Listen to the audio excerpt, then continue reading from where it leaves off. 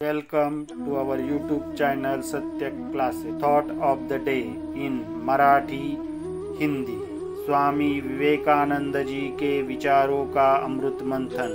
कर्मयोग के विचार। एक हिंदू का जीवन ब्रह्मचर्य आश्रम या अंतेवासी छात्र अवस्था से शुरू होता है।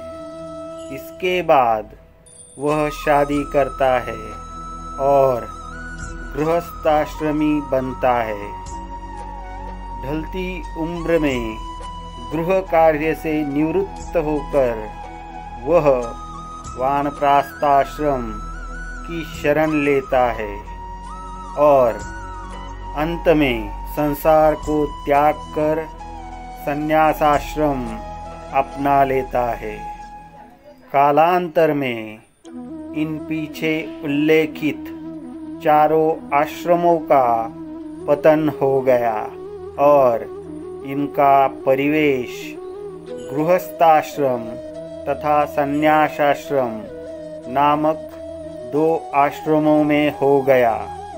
आज भारत में इनमें से केवल यही दो ही आश्रम मौजूद है, गृहस्थाश्रम और संन्यासाश्रम। हिंदूंच्या जीवनास प्रारंभ ब्रह्मचर्याश्रम वा अंतेवासी विद्यार्थी अवस्थेपासून होतो।